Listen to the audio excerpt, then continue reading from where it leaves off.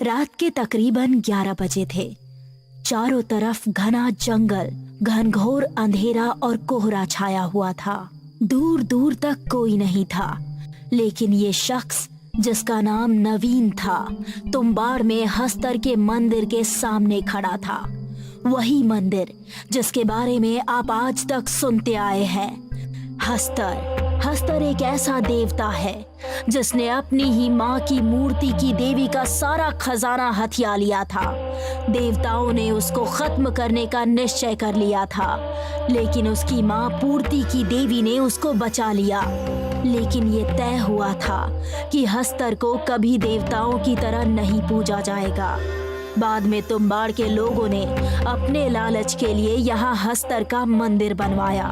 हस्तर ने खुश होकर अपना सारा खजाना इस मंदिर के अंदर ही कहीं रख छोड़ा था, लेकिन गांव वाले उस तक पहुंचते उससे पहले ही देवताओं ने गांव के लोगों पर कहर बरसाया और इसको शापित कर दिया।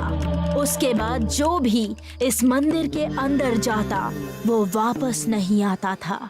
तभी से इसके अंदर लोगों ने जाना छोड़ दिया और ये वीरान हो गया।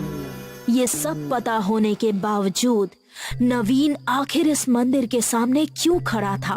पैसा, सिर्फ पैसे की वजह से ही आज प्रिया मुझसे दूर है। आज इस मंदिर से अमीर बनकर ही बाहर आऊंगा। वो मंदिर के दरवाजे की तरफ बढ़ गया। दरवाजा काफी बड़ा और भारी था। उसने खोलने के लिए जोर लगाया और दरवाजा खुलते ही कई सारे चमगादड़ बाहर की तरफ उड़ गए। अब वो मध्यम कदमों से आगे बढ़ने लगा। जमीन पर जगह जगह मानव कंकाल के अंश पड़े थे। उसके पैरों से कभी इंसानी खोपड़ी तो कभी किसी और पार्ट की हड्डी टकराती। फिर भी वो हिम्मत करके आगे बढ़ता जा रहा था।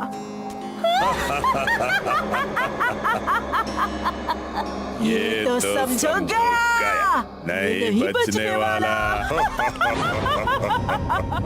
ये सुनकर उसने इधर उधर नजरें दौड़ाई, लेकिन उसको वहाँ कोई नजर नहीं आया।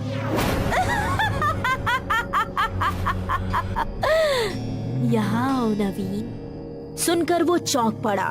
फिर उसने कदम उसी आवाज की तरफ बढ़ाए और सामने देखा तो उसकी आंखें खुली की खुली रह गई। एक बेहद खूबसूरत लड़की, या फिर ये कहा जाए कि बहुत ही खूबसूरत देवी, भड़कीले कपड़े पहने हुए सामने खड़ी उसको देखकर मुस्कुरा रही थी।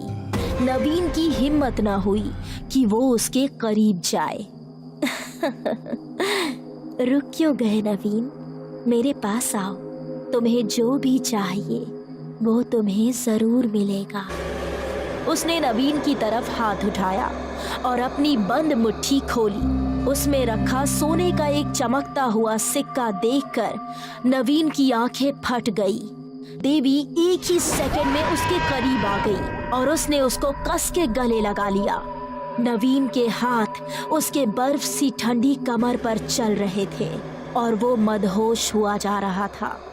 उसने मुस्कुराते हुए नवीन के कान में कुछ बुदबुदाया और कब नवीन की आंखें बंद हुई उसे पता ही नहीं चला। कुछ देर बाद उसकी आंख खुली तो उसने देखा कि एक भेड़िए की शक्ल वाला आदमी उसके सामने खड़ा था।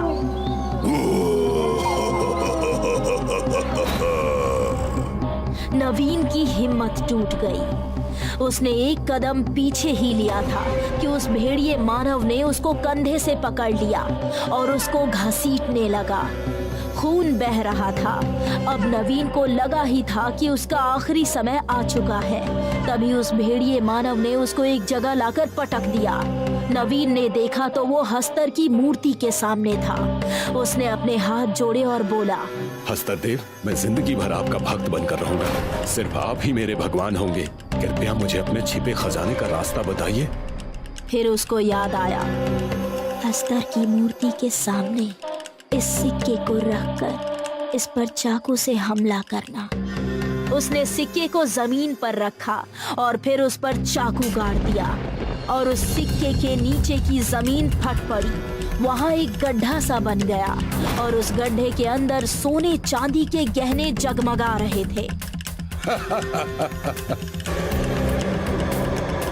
एक आलीशान कोठी रात के अंधेरे में किसी महल के जैसे जगमगा रही थी। तभी उसके चारों दोस्त नील, निक्की, रोहित और स्नेहा उसके पास पहुंचे। यार नवीन, तेरी तो किस्मत एकदम से पलट गई।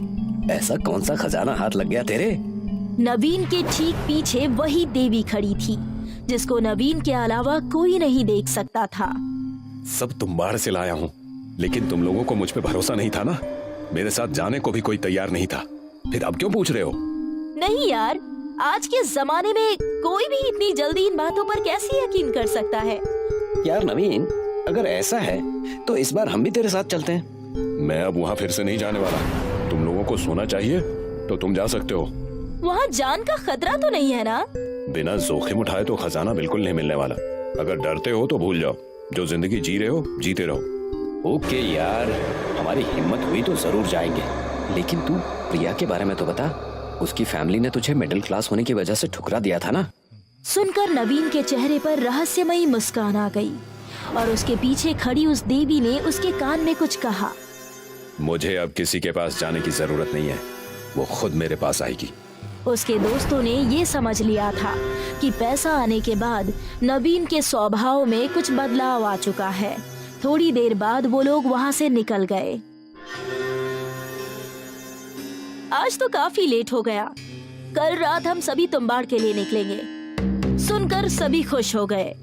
इधर नवीन भी सोने के लिए अपने कमरे में चला गया। वो बेड पर बैठा ही था कि किसी ने उसके कंधे पर हाथ रखा। उसने पलटकर देखा तो वो प्रिया ही थी। नवीन, अब हमें एक होने से कोई नहीं रोक सकता। पापा को तुम्हारी सक्सेस के बारे में पता चल गया है। वो जल्दी तुमसे मिलकर हमारी शादी तय करने वाले हैं। मुझे इस बात की बहुत खुशी है। ऐसा कहते हुए नवीन ने उसको अपने साथ बेड पर गिरा लिया। आई एम सॉरी, मैं उस टाइम तुम्हें भूलने की कोशिश कर रही थी, लेकिन अब मैं तुमसे अलग होने की सोचूंगी भी नहीं। वो देवी उसी टाइम वहाँ नजर आई और नवीन को देखकर रहस्यमयी तरीके से मुस्कुराने लगी। चली आओ प्रिया, चली आओ। वो बेड से उठी और अपनी आंखें खोलकर चल पड़ी। वो कहाँ जा रही थी शायद उसको भी पता नहीं था। वो सम्मोहित हो चुकी थी। कोठी से बाहर निकलकर वो कार में बैठी। कुछ घंटों बाद उसकी कार जाकर हस्तर के मंदिर के सामने रुकी। वो कार से उतरकर सीधा मंदिर के अंदर चली गई। मैं यहाँ कैसे आ गई? ये कौन सी जगह है? तभी उसके सामने वो भेड़िया मानव आ गया, जिसे देखकर उसका दिल दहल उठा। वो प्रिया पर झपटा और उसे लेकर भागने लगा। कुछ देर बाद उसने उसको हस्तर की मूर्ति के सामने ले जाकर छोड़ दिया। उसने प्रिया के खून का टीका हस्तर को लगाया और तभी उसकी आंखें खुल गई। वो मूर्ति से अपने असली रूप में आ गया, जो कि बहुत ही डरावना था। इस तरफ नवीन अपने कमरे में उसी देवी के सामने बैठा हुआ मुस्कुरा रहा था। हस्तर देव, बलि स्वीकार कीजिए। हस्तर ने प्रिया का भेजा बाहर निकाला और उसको खाने लगा। नील और निकी अपनी जीप से तुम्बाड़ के लिए निकले।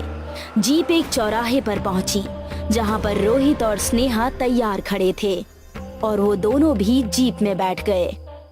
हे फ्रेंड्स, तुम लोगों ने डिनर तो कर लिया था ना? अब हमारी जीप हस्तर के मंदिर जाकर ही रुकेगी। हाँ, कर लिया था। अब तो बस सोने की भूख है, खाने पीने की नहीं। उनकी जीप मंदिर के सामने जाकर रुकी तो एक पल को सभी की आंखों में थोड़ी घबराहट नजर आई। चारों तरफ जंगल था, कोहरा छाया हुआ था, ठंड भी अच्छी खासी थी। ऐसे में मंदिर का पुराना बड़ा सा दरवाजा काफी डरावना लग रहा था। थोड़ा आगे जाने पर उनको जमीन पर एक मांस का टुकड़ा पड़ा नजर आया, जिसको कई चमगादड़ नोच नोच कर खा रहे थे। My God! जरूरी नहीं कि इंसान का मांस हो, किसी जानवर का भी तो हो सकता है ना। डरो मत। रोहित, रोहित। तुम लोगों ने सुना?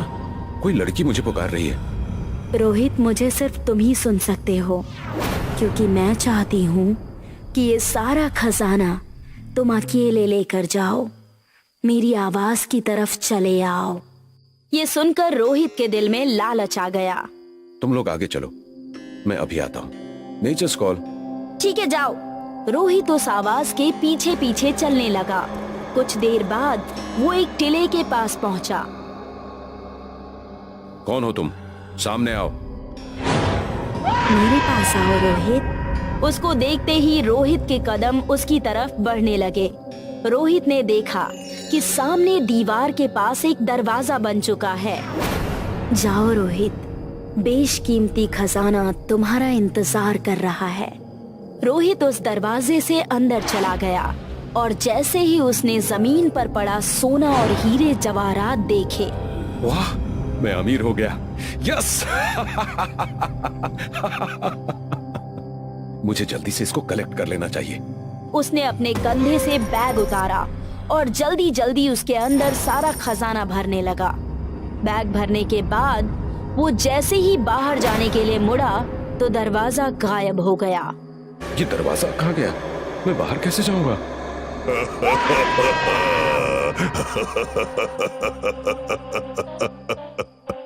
उसने पलट कर देखा तो उसके पीछे हस्तर खड़ा हुआ था। मैंने इस खजाने को मेरी माँ से हड़पा था, जो पूर्ति की देवी थी।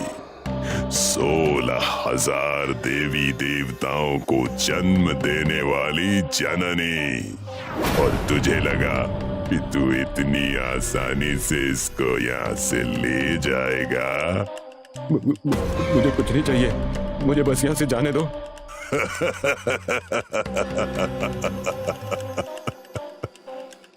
मुझे देखते ही हालत खराब हो गई। उसने तभी अपनी 2 उंगलियां रोहित की आंखों में मारी। रोहित दर्द से कराहता हुआ इधर उधर भागने लगा। उसके कानों में हस्तर की आवाज आ रही थी। उसी से दूर भागते भागते वो किस तरफ चला गया उसको भी खबर नहीं थी। यार, ये रोहित कहाँ रह गया? अभी तक वापस नहीं आया। निकी ने उसको कॉल लगाया, कॉल भी नहीं उठा रहा। पता नहीं कहाँ रह गया। हम आगे चलते हैं, देखते हैं ये आवाज कहाँ से आ रही है। वो तीनों एक रास्ते से होकर अंदर पहुंचे। जमीन पर सैकड़ों मानव कंकाल की हड्डियां पड़ी हुई थी, जिनको देखकर नील और स्नेहा की आंखें खौफ से भर गई। यार, इनको देखकर तो मेरी हिम्मत टूट रही है। चलो वापस चलते हैं। ये लोग कौन से हमारे रिश्तेदार थे? अगर यहाँ से हम वापस गए तो नवीन को देखकर हमें फिर से पछतावा होगा कि मंदिर जाकर भी खजाना लिए बिना वापस आ गए। बट यार, चलो ना आगे चलते हैं, क्या पता हमें आगे जाकर खजाना मिल जाए। वो कंकालों से बचते बचाते आगे बढ़ने लगे। कुछ दूरी पर उनको एक दरवाजा नजर आया। वो उसके अंदर गए तो देखा कि जमीन पर हीरे जवाहरात, सोने चांदी, जेवर बिखरे पड़े हैं। यस! आखिर मिल ही गया। Yes! Now we all are rich. Yay! तीनों खुशी से उछल पड़े। तभी रोहित के कानों तक उनकी आवाज पहुंची तो वो भी उनकी तरफ भागा। कहाँ हो तुम लोग? मैं यहाँ हूँ। निकी, नील! उसकी आवाज सुनकर तीनों ने देखा, उसकी आंखों से खून निकल रहा था। रोहित, ये क्या हो गया? किसने किया ये? हस्तर ने। वो जाग उठा है, बहुत भयानक है वो। सुनकर सभी लोग डर गए। हम बस थोड़ा सा खजाना ले लेते हैं, उसके बाद यहाँ से निकलते हैं। उस खजाने को हाथ भी नहीं लगाना, वो यहाँ आ जाएगा। उसके कहने से पहले ही निकी एक हीरो का हार उठा चुकी थी। अचानक वहाँ हस्तर के हंसने की आवाज गूंजी। तीनों ने देखा कि सामने से खौफनाक अवतार में हस्तर चला आ रहा है। मरने के लिए तैयार हो जाओ। निकी ने रोहित का हाथ पकड़ा और फिर सभी वहाँ से भागने लगे। हस्तर ने पहले नील को पकड़ा और एक ही झटके में उसकी गर्दन धड़ से अलग कर दी। फिर उसने स्नेहा के कंधे में दांत गाड़ दिए और उसकी जान निकल गई।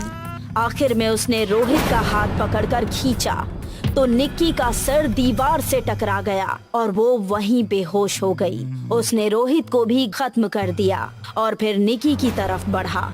निक्की को देखकर न जाने उसको क्या हुआ। उसका गुस्सा शांत हो गया और वो उसके पास ही घुटने टेक कर बैठ गया। तभी निक्की की आंख खुल गई और हस्तर का चेहरा देखकर उसकी रूह कांप उठी। हस्तर प्यार भरी निगाहों से चेहरे पर मुस्कान लिए उसको देख रहा था। निक्की भी डरी हुई नजरों से उसी को देख रही थी। वही नीली पोशाक, वही खूबसूरत चेहरा, वही शरीर, देवी स्वर्णलेखा।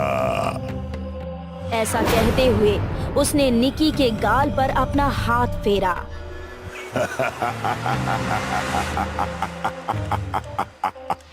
इन सबको अपना निवाला बना लो। सुनकर भेड़िया मानव जमीन पर पड़ी लाशों पर टूट पड़ा और उनका मांस खाने लगा।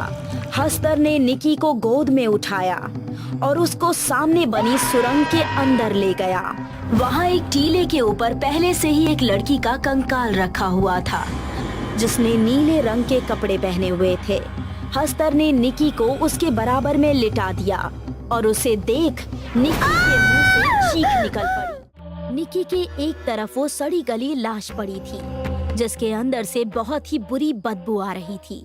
दूसरी तरफ हस्तर खड़ा उसको निहार रहा था। तुम हो बहू वही हो, मेरी स्वर्णलेखा, बस तुम्हारी आंखें नीली नहीं है। निक्की के मुंह से कुछ भी बोलने की हिम्मत नहीं हुई। वो डरी सहमी सी उसको देख रही थी। तुम्हें मुझसे डरने की जरूरत नहीं है। मैं तुम्हें कोई नुकसान नहीं पहुंचाऊंगा, बल्कि तुम्हें अपनी रानी बनाऊंगा, अपनी स्वर्णलेखा। निक्की को कुछ भी समझ नहीं आया। वो उसके पास खड़ा होकर कुछ मंत्र पढ़ने लगा। तभी कुछ देर बाद उसके हाथ में एक खंजर आ गया। उसने खंजर को ऊपर उठाया, जिसको देखकर निक्की डर गई। लेकिन वो खंजर उसने निक्की को नहीं, बल्कि स्वर्णलेखा की लाश के सीने में घोंप दिया। तभी स्वर्णलेखा की लाश ने अपनी गर्दन उठाई। उसके खौफनाक अवतार को देखकर निक्की भी मुंह फाड़कर चीखने लगी।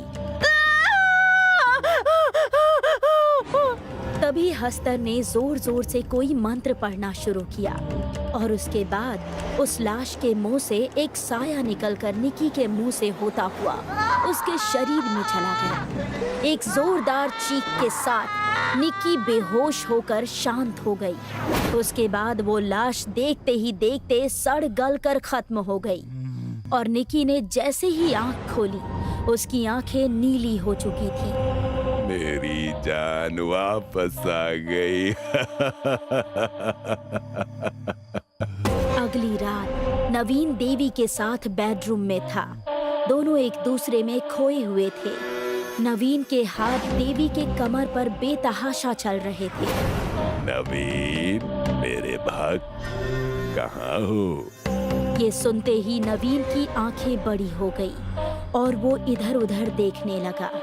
क्या कहा था तुमने कि मैं तुम्हें धन दूंगा तो तुम हमेशा मेरे ही भक्त बनकर रहोगे, हमेशा मुझे ही अपना भगवान मानोगे और धन आने के बाद मुझे भूल ही गए।